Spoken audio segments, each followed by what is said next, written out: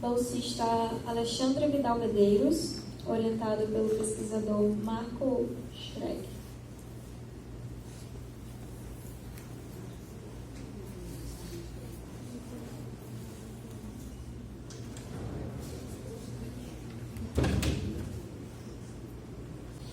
Bom dia. Meu nome é Alexandre Vidal Medeiros. O título do meu trabalho é o Problema Modificado de Kepler.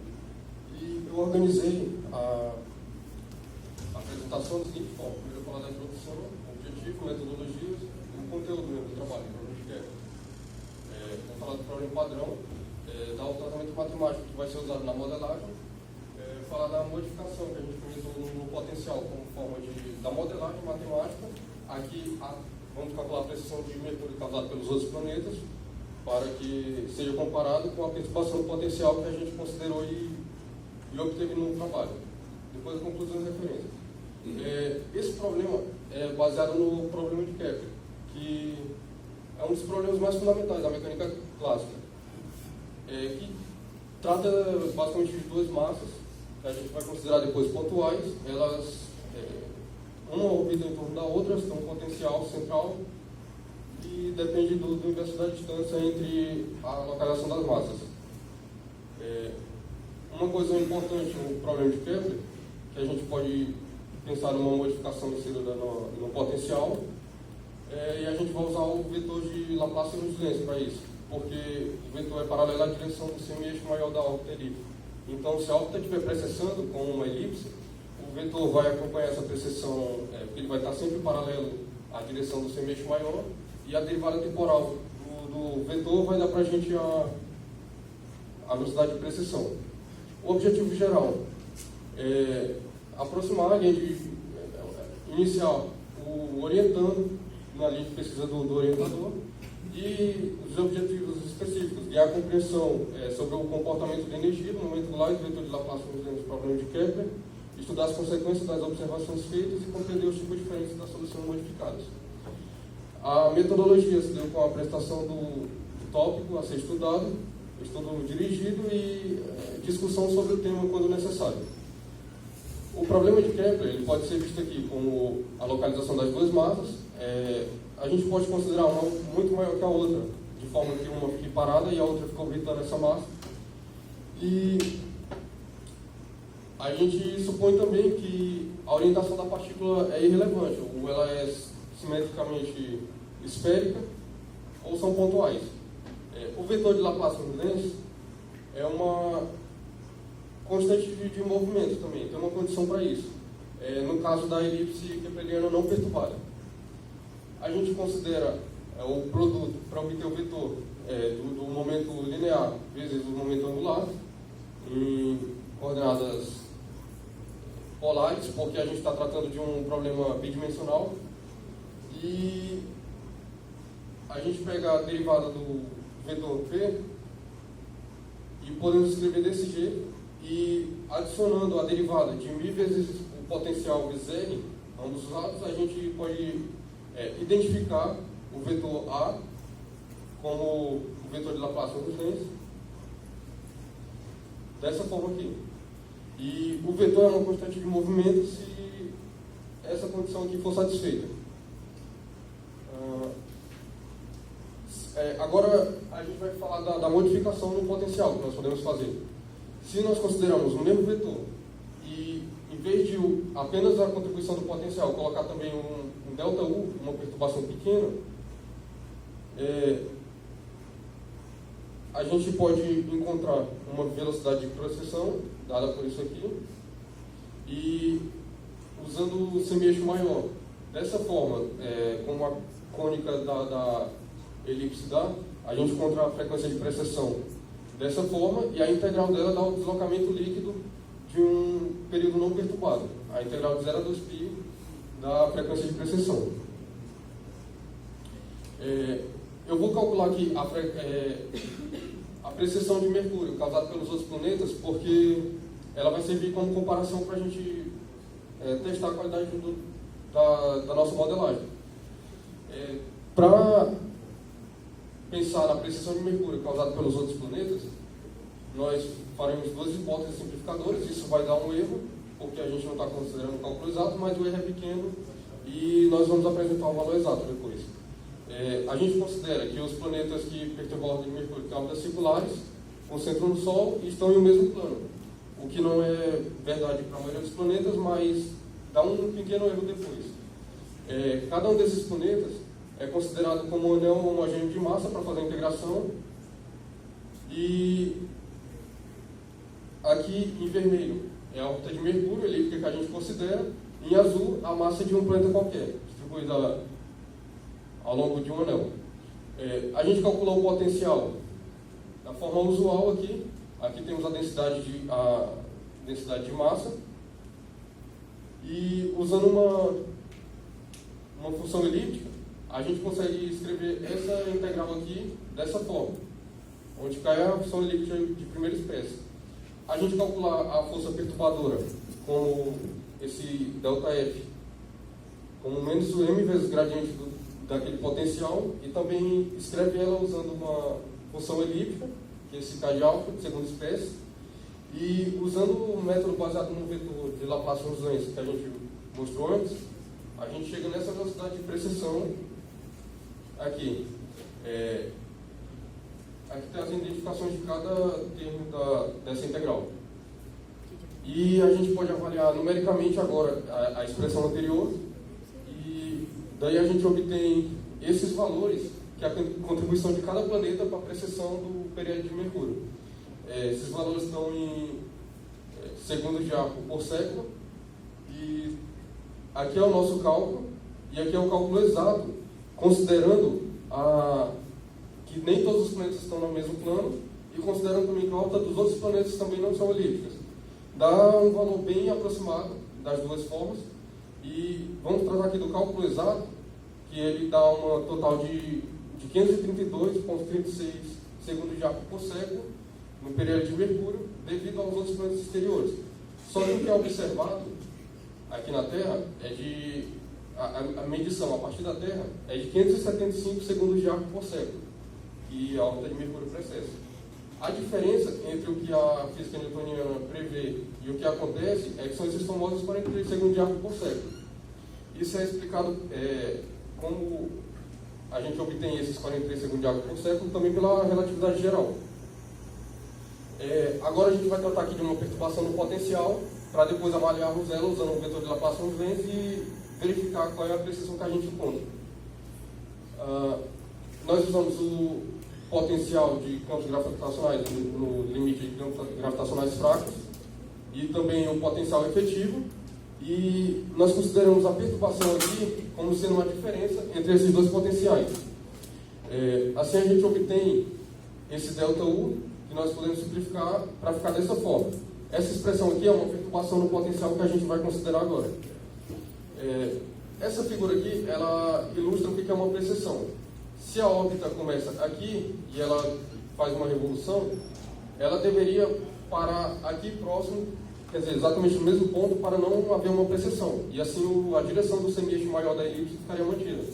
Se ela parar um pouco depois e a partir daí começa a contar uma nova revolução, e nessa mesma ela também vai parar um pouco depois, o semieixo maior da órbita vai ficar sempre mudando a direção, isso que a gente chama de precessão.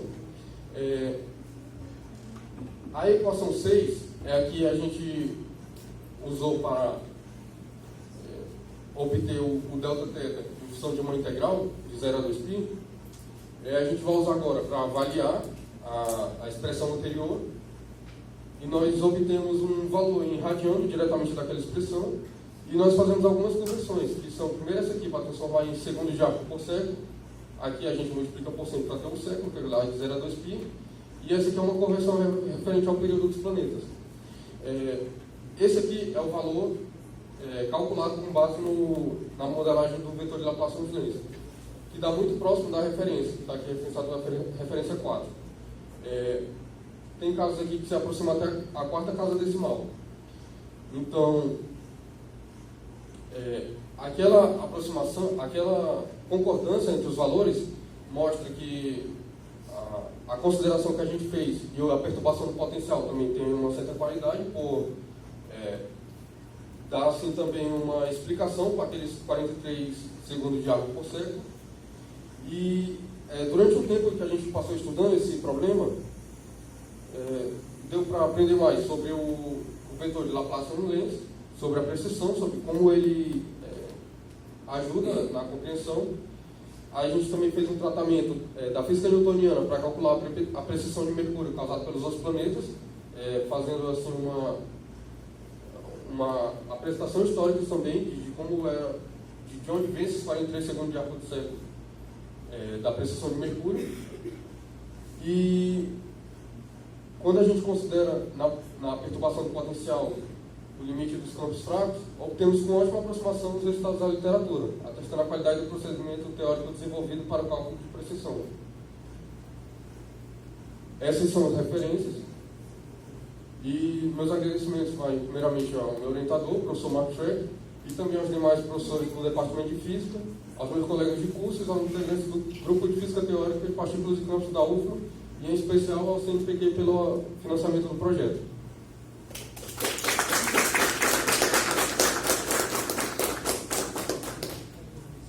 Perguntei. Legal, me diz o que é experimental e o que é outra referência teórica dos números que apareceram lá. Eu peguei perdido.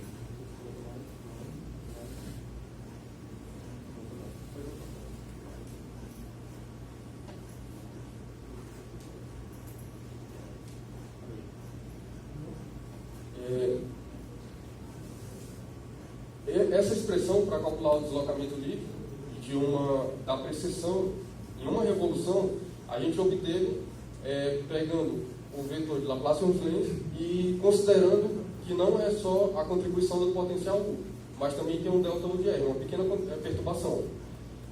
Desse tratamento matemático, a gente obteve essa expressão. Então, essa expressão ela vai ser avaliada, ela vai ser usada para avaliar mais na frente, aqui nessa tabela, não nessa, ela que gerou esses resultados aqui. Então, esses resultados, considerando a perturbação do potencial como a diferença entre o limite do potencial para campos fracos e o potencial efetivo. Considerando essa diferença como uma perturbação, a gente inseriu nesse tratamento matemático aqui e obtivemos esses valores. Isso aqui os valores que a gente obteve no trabalho. Esse aqui é de uma referência que da correção feita pela relatividade geral. Então, os valores de cada órbita precessa, tanto pelo que eu encontrei no projeto, quanto pela relatividade geral, são muito próximos. Uma observação nessa tabela, formalmente, você teria que colocar a mesma quantidade de dígitos na coluna da direita e na coluna do meio, para ter uma comparação mais adequada. Então, você coloca ali, por exemplo, para o botão 0,0004 e outro 0,0004. Então, a mesma precisão na referência, a mesma precisão dos seus cálculos, fazer um arredondamento. Acho que você não entendeu minha pergunta, Alexandre. Quais são os dados experimentais que você apresentou aí? Você apresentou os seus cálculos, calculando delta teta, uma referência, que você passou bem brevemente lá no final, que ainda são cálculos teóricos. Você comparou seus resultados com alguma observação, com uma medida astronômica? Tá.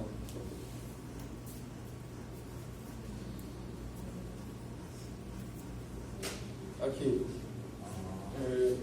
Quando nós fazemos o cálculo considerando apenas a física newtoniana, nós chegamos à conclusão de que a soma da contribuição de todos os planetas para a por isso que inclui Mercúrio, de todos os outros planetas exteriores a Mercúrio, para a precessão da órbita de Mercúrio, dá 532,36 segundos de ar por século. Aqui está dito o cálculo exato, por causa das hipóteses simplificadoras que eu fiz aqui, mas o que é medido experimentalmente é esse 575 aqui. Então, o único dado experimental que eu usei é esse para mostrar que a diferença entre o que é medido e o que é dado pela física newtoniana dá um resto aqui de 43 segundos de ar por século. Aí esses 43 aqui foi que eu tentei explicar com base na perturbação do potencial. Certo. E aí, não está aí no seu trabalho, mas essa medida experimental, 43 segundos de ar perto de 575 segundos de ar por século, Tem uma barra de erro que não cobre esses 43? Não. O 43 não é medida experimental. Não, eu sei. Mas a diferença entre o cálculo newtoniano e a observação experimental, que é o 575. Sim. Eu quero saber se na medida experimental, que é o 575, não tem uma barra de erro que cobriria tanto o cálculo newtoniano, quanto a avaliação que você fez, quanto a avaliação utilizando a teoria da relatividade geral, quanto o cálculo exato numérico, enfim. Tá, agora eu entendi a pergunta. Eu não verifiquei isso, mas eu tenho quase certeza que o erro dessa medida não cobre esses 43, porque esse é um número recorrente assim, para pesquisas sobre a apreciação de órbitas. Essas medições são muito precisas, eu acho. Então, não vou te explicar como é o você disse, definitivamente não. Também uma outra coisa. O que você fez na sua próxima tabela de resultados? Tem um delta teta? Isso. Esse delta teta que você calculou, ele foi analítico ou você fez cálculo numérico? Foi tudo cálculo numérico. Cálculo numérico. Porque a integral é elíptica, né? Isso. Tudo feito no matemático. Certo. Você usou a lei de Kepler, você ainda assumiu que a lei de Kepler vale, né? A gente usou especialmente a segunda lei. Isso, apenas que a órbita é elíptica quando a gente não estava tratando de aproximações. Teve uma aproximação que eu fiz que eu considerei as órbitas circulares. Você considerou que o momento angular ainda é conservado, mesmo com a precessão?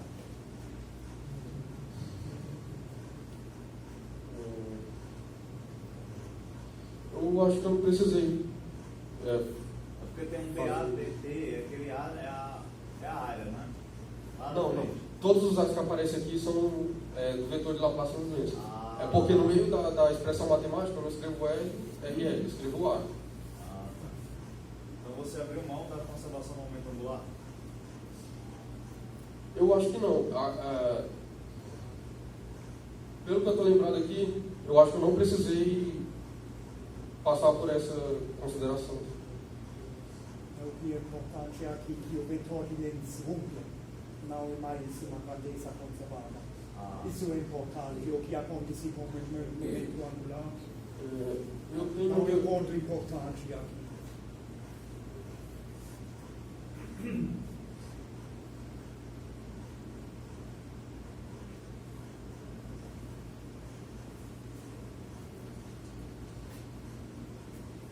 Eu coloquei essa consideração aqui para que o vetor de Laplace Lorentz, que é esse A, seja uma constante de movimento.